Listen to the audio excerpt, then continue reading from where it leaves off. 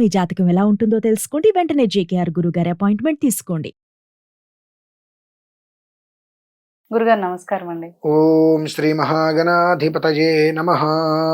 గురుగారు నాకు ఒక సందేహం. మనకి అంటే చాలా మంది అంటూ ఉంటారు, ఇప్పుడు అది విన్నాను నేను, ఏంటంటే ఇంట్లోనూ పూజ చేసుకుంటాం కదా, ఇంట్లోనూ దేవుళ్ళు ఉంటారు. మరి అలాంటప్పుడు ప్రత్యేకంగా గుడికి వెళ్ళి గుడిలో దేవుడు ఆరాధన అనేది ఇంపార్టెంట్, అసలు అవసరమా, ఎందుకు అదే రోజు మీరు ఇంట్లో చక్కగా పూజ చేసుకోవచ్చు కదా అని అంటారు.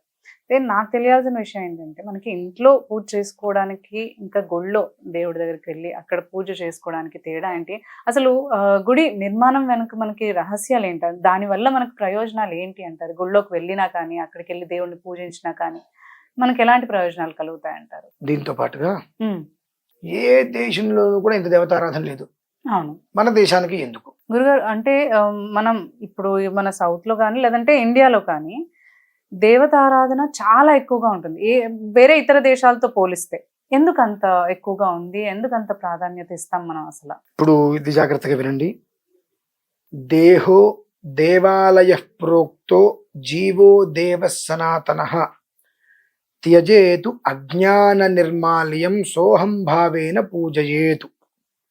అన్నిట్లకన్నా దేహాన్నే దేవాలయంగా మనం భావించుకోవాలి. దేహమే దేవాలయం, దేహాన్ని దేవాలయంగా భావించుకోవాలి. భగవంతుడు నేను ఒకటిగా నేను భావించుకొని అర్చన చేస్తూ ఉంటాం. ఇది మామూలుగా అసలు అర్చన విధానం.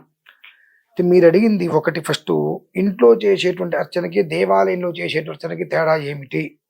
ఇంట్లోనూ కూడా దేవుడే, దేవాలయంలో కూడా దేవుడే.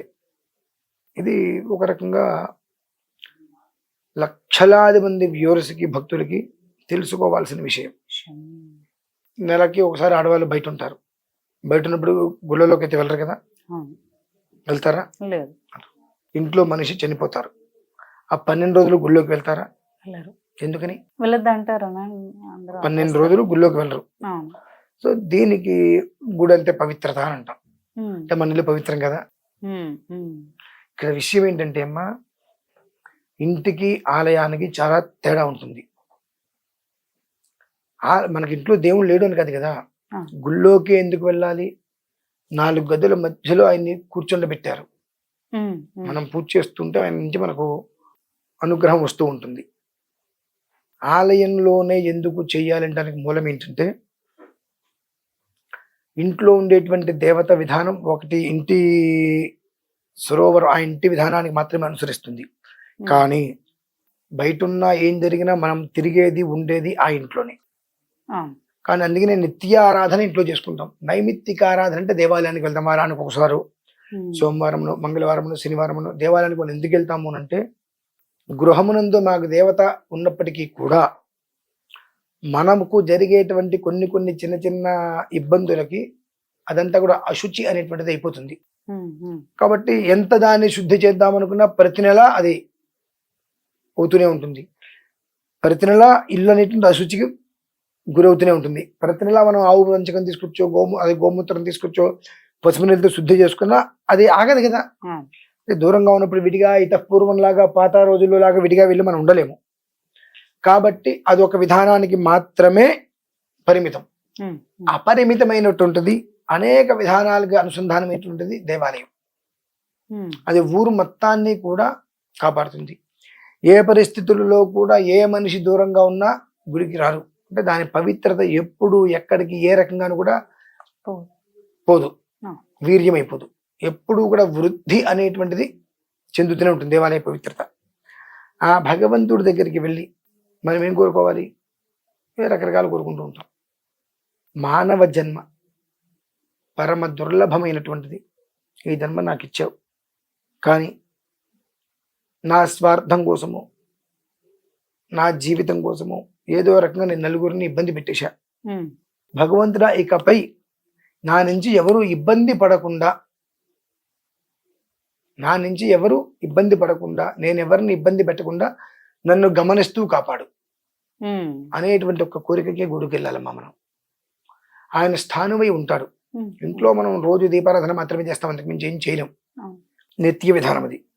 నైమిత్తికంలో దేవాలయంలో ప్రతిరోజు చేసేటువంటి అర్చనకి ఏదైతే కనుక అక్కడ చక్రం యంత్రం స్థాపన చేస్తారో ఉమ్, దాని నుంచి వచ్చేటువంటి ఒక శక్తి ఉమ్, ఆ యంత్రం నుంచి ఆ మూర్తి నాభిస్థానానికి, ఆ నాభిస్థానానికి ఎదురుకుండానే శివాలయం అయితే నంది, వైష్ణవాలయం అయితే గరుడ పక్షి గరుత్మంతుడు, ఆంజనేయ స్వామి ఆలయం అయితే ఒంటె, ఆ నాభిస్థానానికి ఎదురుకుండా ఉంటాయమ్మా. ఉమ్, ఉమ్, జీవనాడి ఉమ్, ఉమ్, ఓంకారం అనేటువంటి ప్రాణబీజం ఎలా అయితే ఉంటుందో ఉమ్, మనకు జీవనాడి ప్రాణబీజం ఆ నాభిస్థానం నుంచి ఉంటుంది. అలాగే అక్కడి నుంచి అలా పైకి వెళ్ళి కంచి పైన కలశం ఉంటుంది, శిఖరం గోపురానికి. ఉమ్, ఆ శిఖరానికి శక్తి చేరుతుందమ్మా. ఉమ్, ఆ శిఖరానికి చేరినటువంటి శక్తి ధ్వజస్తంభం దగ్గరికి వెళ్తుంది. ఉమ్. ఆ ధ్వజస్తంభం నుంచి మళ్ళీ కిందకి వెళ్ళి ఆ కింద నుంచి మళ్ళీ సర్క్యులేషన్ అన్నమాట. ఓకే. ఉమ్, ఉమ్, ఉమ్, ఆ మంత్రం చెబుతున్నప్పుడు దేవాలయంలో ఉమ్, ఆ శబ్ద తరంగాలు ఓం నమో వ్రాతపతయే నమో గణపతయే నమ ప్రమథపతయే నమస్తే అస్తు లంబోదరాయ ఏకదంతాయ విఘ్న వినాశనే శివసుతాయ శ్రీవరదమూర్తయే నమో నమః.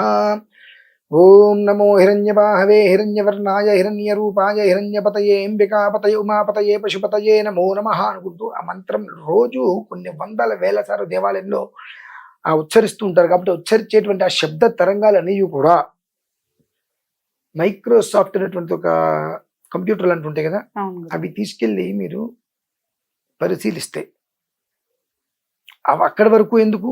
ఉమ్, ఓం నమస్తే అస్తు భగవన్ విశ్వేశ్వరాయ మహాదేవాదిత్ర్యంబకాయ త్రిపురాంతకాయ త్రికాగ్ని కాలాజ కాలాగ్ని రుద్రాజ నీలకంఠాయ మృత్యుంజయాజ సర్వేశ్వరాజ సదాశివాజ శ్రీమన్మహా దేవాయ నమః అనేటువంటిది తృతీయ సవరణలో చెప్పినప్పుడు ఉమ్, మైక్రోస్కోప్తో మీరు చూసినట్లయితే ఆ శబ్ద తరంగాలు ఈ 100 నుంచి 5.5-7 అంగుళాలు ఇంచుమించుగా అవి మనకు పిడుగుపడ్డప్పుడు రకరకాలుగా వస్తుంటాయి చూసారు, అట్లా కరెంట్ షాక్ వచ్చినప్పుడు ఇట్లా రకరకాలుగా చూపిస్తుంటుంది.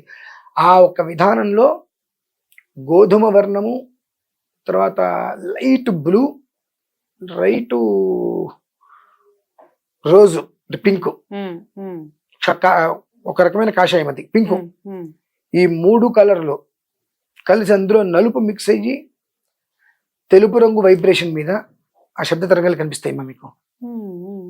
7 అంగుళాల మేరకు అది తిరుగుతూ ఉంటుంది. అది టచ్ చేస్తే షాక్ ఇస్తుంది చేతికి. ఆ శబ్దం అనేటువంటిది అనునిత్యం దేవాలయంలో జరుగుతుంటుంది కాబట్టి కొన్ని వేల లక్షల సార్లు మంత్రోచ్చారణ అదంతయు కూడా ఒక శక్తిగా మారి ఆ శక్తి మొత్తాన్ని కూడా ఒక స్థితిలో అటు జీవధ్వజానికి అంటే ధ్వజస్తంభానికి, మూర్తి దగ్గర అంటే స్వామివారి దగ్గర, శిఖరానికి ఉమ్, మూడిట్లకి కూడా ట్రయాంగిల్గా ఉంటూ 8 రకాల విధానాల్లో ఆలయాన్ని కాపాడుతూ ఉంటుంది. ఆలయంలో ఎవరైతే వస్తారో కొంతమందికి తెలియకుండా ఒక రకమైన వైబ్రేషన్ వస్తుంది అడుగు పెట్టగానే లోపలికి. ఎప్పుడో ఏదో ఒక రకమైన ఆనందం, ఏదో పోయినట్టుగా రోమాలు నిక్కబరుచుకుంటుంటాయి. అదే అక్కడ అంతరార్థం. దేవాలయ నిర్మాణానికి మూలం ఏమిటి అంటే ప్రతి ఒక్క మనిషి ఆ ఒక భగవంతుడికి అనుగ్రహంతో సంతోషంగా ఉండాలని చెప్పి కొన్ని రకాలైనటువంటి ఎన్నో రకాల ఆలోచించి నిర్మాణం చేస్తారు. ఉమ్, ఉమ్, ఇకపోతే మరొక విషయం, ఏ దేశంలోనూ కూడా దేవతారాధన గుళ్ళు గోపురాలు పెద్దగా లేవు. మనకే ఎందుకు? అవును, అవును, మీ ఇంట్లో దేవుడి గది ప్రత్యేకంగా ఉంటుందిగా, అవును. వాళ్ళ ఇంట్లో దేవుడికి ప్రత్యేకంగా అంటే మనకు సంబంధించినంత వరకు ప్రతి ఇంట్లోనూ కూడా bedroom, master bedroom, children's bedroom, guest bedroom, వంటగది, డైనింగ్ హాలు. డైనింగ్ హాల్ అంటే భోజనం చేసేటువంటిది, ఉమ్, డైనింగ్ టేబుల్ అంటే అదే కదమ్మా. అవును, ఆ డైనింగ్ హాలు మరి అందరూ వస్తే కూర్చోడానికి హాల్ ఒకటి విడిగా. అవును. లివింగ్ ఏరియా ఉంటాయి. అంటారు, డైనింగ్ హాల్ అంటారు. ఇవి ఎట్లా అయితే ఉంటాయో అలానే ఒక దేవుడి గది ఉంటుంది అవును. ప్రతి ఇంటికి కూడా.